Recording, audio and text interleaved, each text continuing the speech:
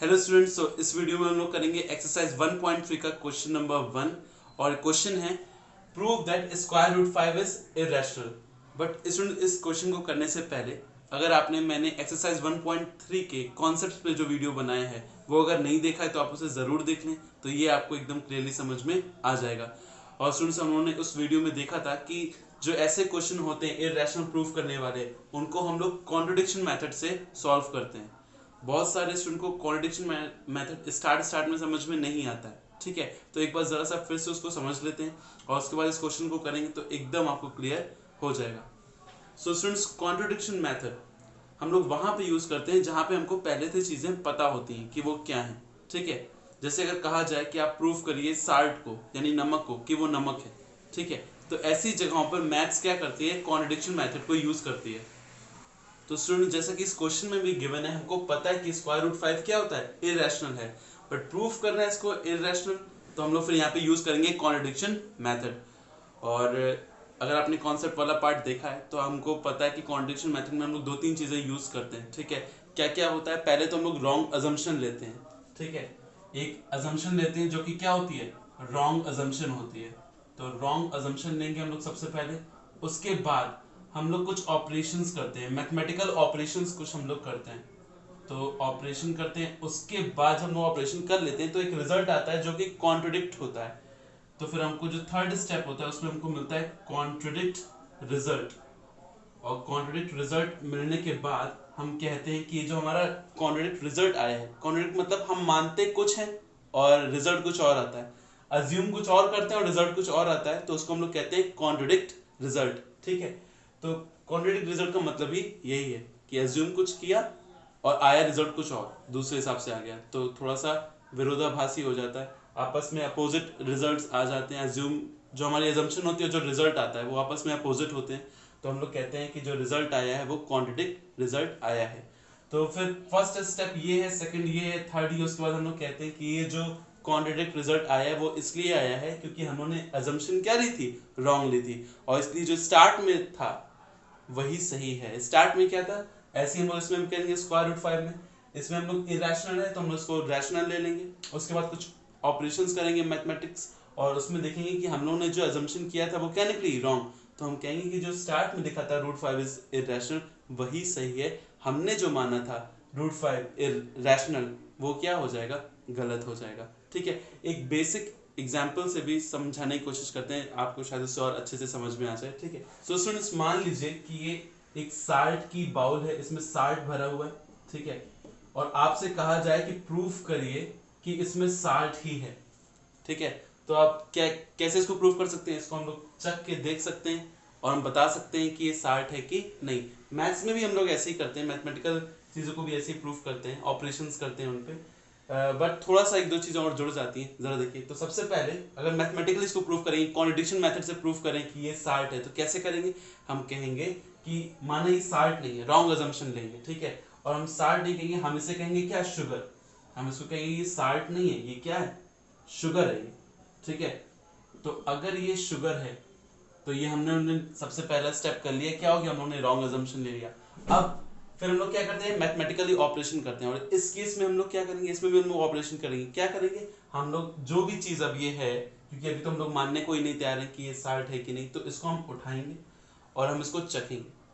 तो हम लोग, ये हो जाएगा हमारा ऑपरेशन टू टेस्ट, ये हमने टेस्ट किया, ठीक है। इसी तरह मैथ में भी हम लोग मैथमेटिकल ऑपरेशंस करते हैं, ठीक है। आपको पता है कि हम लोग, जब मैंने कॉन्सेप्ट वाला पार्ट बताया था तो उसमें हमने कुछ मैथमेटिकल ऑपरेशंस किए थे। तो टू टेस्ट करेंगे, इस वाले में ऑपरेशन हो जाएगा टू टेस्ट करना। अब थर्ड वाला जो आएगा वो हमारा कॉन्ट्रडिक्ट रिजल्ट आएगा। क्या रिजल्ट आएगा, जब हम टेस्ट करेंगे, हमने क्या देखी, हमने क्या माना था, शुगर, तो फिर इसको क्या होना चाहिए था, स्वीट होना चाहिए था, क्योंकि शुगर तो स्वीट होता है, तो स्वीट होना चाहिए था। बट ये आया क्या, ये तो आया साल्टी। इसका टेस्ट कैसा है, साल्टी। इसका मतलब है कि हम लोगों ने जो रॉन्ग अजम्पशन की, जो हम लोगों ने जो अजम्पशन की थी वो क्या थी, रॉन्ग थी, ठीक है। हम लोगों ने जो अजम्पशन की थी वो रॉन्ग थी, क्योंकि शुगर माना था तो आना चाहिए था स्वीट, बट आया क्या, salty.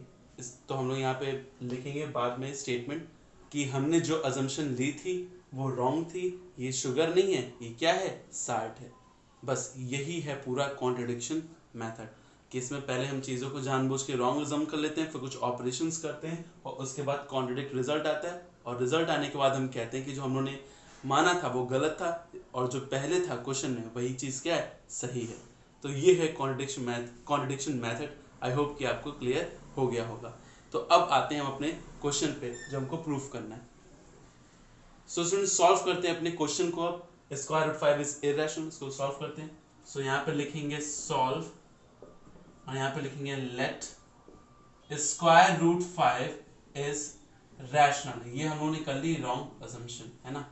Square root 5 is rational, और अगर ये रैशनल है स्टूडेंट्स तो हमको पता है कि कोई भी रैशनल नंबर को हम a बाई बी के फॉर्म में लिख सकते हैं। तो हम लोग यहाँ पे लिखेंगे square root 5 is equals to a upon b, और यहाँ पे जो a अपॉन b होगा यहाँ पे लिखेंगे where a and b are co-primes hence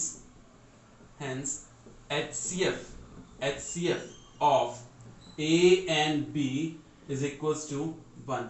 ये मैंने आपको कॉन्सेप्ट वाले पार्ट्स में बताया था को-प्राइम क्या होते हैं, ठीक है, और उनका HCF क्या होता है 1। मैंने आपको बताया था जैसे ये 2/3 है, 5/4 है, इनको किसी 1 के अलावा किसी और नंबर से डिवाइड नहीं किया जा सकता है। जैसे 16/12 इसको तो हम लोग डिवाइड कर सकते हैं, तो ये को-प्राइम नहीं है, इनको 4 से डिवाइड किया जा सकता है, लेकिन इनको 1 के अलावा किसी और नंबर से डिवाइड नहीं किया जा सकता है। तो ऐसे नंबर का HCF क्या होता है 1, और ये कहलाते हैं को-प्राइम। तो इसका मतलब है A और B का 1 के अलावा कोई और कॉमन फैक्टर नहीं है। कॉमन फैक्टर की बात नहीं हो रही है, कॉमन फैक्टर नहीं है। ऐसा कोई और 1 के अलावा कोई और नंबर नहीं है जो A को भी डिवाइड करे और B को भी डिवाइड करे। ये हम लोगों ने यहाँ पे मान लिया है, ठीक है। सो अब स्टूडेंट्स जरा देखिए हम लोग क्या करेंगे, squaring both the side, squaring both the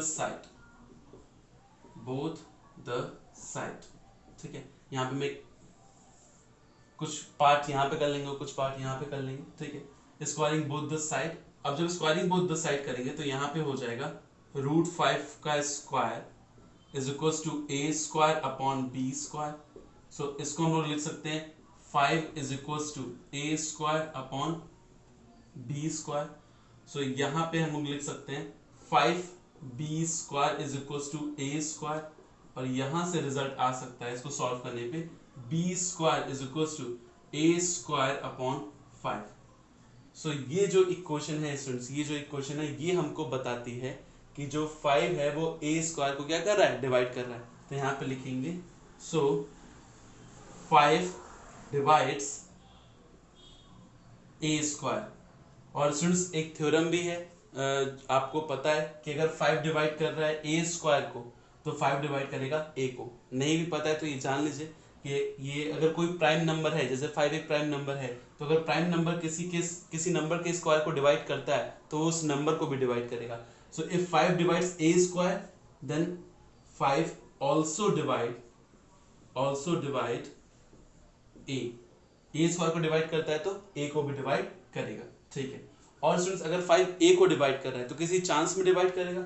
suppose मैंने लिखा a अपॉन 5, जैसे 25 अपॉन अगर मैं 5 लिखूं तो इसको ये 5 चांस में डिवाइड करता है। इसी तरह अगर 5 a को डिवाइड कर रहा है तो किसी चांस में डिवाइड करेगा, और चांस में डिवाइड करेगा तो हम मान लेते हैं ये c चांस में इसको डिवाइड करेगा। तो इस तरीके से हम स्टूडेंट्स यहाँ पे हम लिखेंगे now a upon 5 is equals to c। इसका मतलब क्या हुआ कि जो 5 है वो a को c चांस में डिवाइड कर रहा है। तो इसका मतलब है कि हम यहाँ पे लिख सकते हैं 5a is equals to 5c। यहां तक हो गया। आई होप कि आपको यहां तक क्लियर हो गया होगा। अब यहां पे हम लिखेंगे पुटिंग वैल्यू ऑफ a, ये जो वैल्यू आई है 5c, इन इक्वेशन इसको 1 मान लीजिए, इन इक्वेशन 1 इसको 1 मान लीजिए और इसको इक्वेशन को सेकंड मान लीजिए, इसका हम लोग यूज करेंगे आगे, ठीक है। जो लिखा है 5 also divide a। So putting value of a in equation 1, और इक्वेशन 1 में पुट करेंगे स्टूडेंट्स, तो मैं यहाँ पे कर दे रहा हूँ, तो हमारा रिजल्ट आएगा b square is equal to, जरा देखिए मैं इस वाले पुट कर रहा हूँ a की वैल्यू, तो यहाँ पे 5c करेंगे तो 5c का स्क्वायर हो जाएगा, क्योंकि यहाँ पे a का स्क्वायर है और अपॉन में हो जाएगा 5, तो ये हो जाएगा b square is equals to 25c square upon 5, और ये इसको कैंसिल आउट करेगा तो ये हो जाएगा b square is equals to 5c square. और फिर इसको हम लोग इस तरह से भी नोट कर सकते हैं कि b square upon 5 is equals to c square, ये b square upon 5 is equals to c square. अब इस वाले इक्वेशन से हम ये समझ सकते हैं कि जो 5 है वो डिवाइड कर रहा है किसको, b स्क्वायर को भी। तो यहाँ पे हम लिखेंगे सो 5 डिवाइड्स b स्क्वायर, और अगर 5 डिवाइड कर रहा है b स्क्वायर को तो मैंने बताया था थ्योरम में कि 5 डिवाइड करेगा b को भी, ठीक है। तो यहाँ पे लिखेंगे सो 5 डिवाइड्स b ऑल्सो। तो अब जरा देखिए, ये हो गई हमारी इक्वेशन नंबर 3, सेकंड हो गया था, थर्ड हो गया था। अब यहीं पे स्टूडेंट्स ध्यान देने की ज्यादा जरूरत है, और ज्यादा जरूरत है, क्योंकि यहीं पे कॉन्ट्रडिक्शन अब होने वाला है, मैं आपको समझाने वाला हूँ। तो जरा देखिए वो कॉन्ट्रडिक्शन क्या है। हमने क्या माना था कि a और b का HCF क्या होगा, 1 होगा, क्योंकि ये को प्राइम है। लेकिन जरा देखिए, और HCF 1 होने का मतलब क्या है कि 1 के अलावा कोई और नंबर उनको डिवाइड नहीं कर सकता, उनका कोई और कॉमन फैक्टर हो नहीं सकता। लेकिन यहाँ पे जरा देखिए इक्वेशन 2 क्या बता रही है। इक्वेशन 2 कह रही है कि 5 ऑल्सो डिवाइड a, 5 a को डिवाइड कर रहा है। और इक्वेशन नंबर 3 क्या बता रही है, 5 डिवाइड b। तो 5 a को भी डिवाइड कर रहा है, 5 b को भी डिवाइड कर रहा है, इसका मतलब है 5 कॉमन फैक्टर हुआ। जबकि हमारे हिसाब से तो इनका कॉमन फैक्टर क्या होना चाहिए था, 1 के अलावा कोई और होना ही नहीं चाहिए था। तो हमारा जो रिजल्ट आ रहा है वो हमने जो माना था उससे कॉन्ट्रडिक्ट कर रहा है, ठीक है, उसके अपोजिट आ रहा है। यहाँ पे हमने कहा था 1 है और यहाँ पे हम कह रहे हैं 1 नहीं, 1 के अलावा 5 भी है, एक और फैक्टर निकल के आ गया। तो इसका मतलब है कि हमने जो अजम्पशन ली थी वो क्या थी, रॉन्ग थी। तो अब देखते हैं इसको लिखना कैसे। तो यहाँ पे लिखेंगे from equation 2 and 3, from equation second and third we conclude that 5 is a common factor of a and b, ठीक है, यहां तक लिख लेंगे। बट यहां पे लिखेंगे but it cannot be possible, ठीक है। मैं थोड़ा सा इसको रफ कर दे रहा हूँ क्योंकि हो सकता है आपको नीचे और मैं लिखूं तो शायद ना दिखे, तो इसको मैं रफ कर दे रहा हूँ। आप चाहें तो इसको नोट कर लीजिएगा अच्छे से अपनी फेयर कॉपी में, इसको रफ कर रहा हूँ। सो स्टूडेंट्स यहाँ तक लिख लिया था हम लोगों ने, but it can not be possible, ये पॉसिबल नहीं है कि 5 इन दोनों का फैक्टर हो। क्यों, बिकॉज यहाँ पे लिखेंगे because a and b are co-primes, a and b are co-primes। अब यहां पे लिखेंगे this contradiction arise due to our wrong assumption and hence root 5 is irrational। हमने देखी क्या माना था, रैशनल है, बट वो क्या है, इरैशनल है। क्यों इरैशनल है, क्योंकि हमारी कॉन्ट्रडिक्शन, जो हमारा रिजल्ट आया वो कॉन्ट्रडिक्ट आया, मैथमेटिकली थोड़ा सा गड़बड़ आया। तो वो ऐसा इसलिए हुआ है क्योंकि हमने रॉन्ग असम्पशन ली थी। सो बस यहाँ तक हम लोग लिखेंगे और यही हमारा क्या हो जाएगा, आंसर। आई होप कि आपको क्लियर हो गया होगा, ठीक है। एक बार में अगर नहीं क्लियर हो गया होगा, ठीक है, एक बार में अगर नहीं क्लियर हुआ है तो एक बार वीडियो फिर से देखेंगे तो एकदम क्लियर हो जाएगा। फिर भी नहीं होता है तो आप कमेंट बॉक्स में लिख दीजिएगा, मैं सॉल्व कर दूंगा जो भी आपकी क्वेरीज होंगी।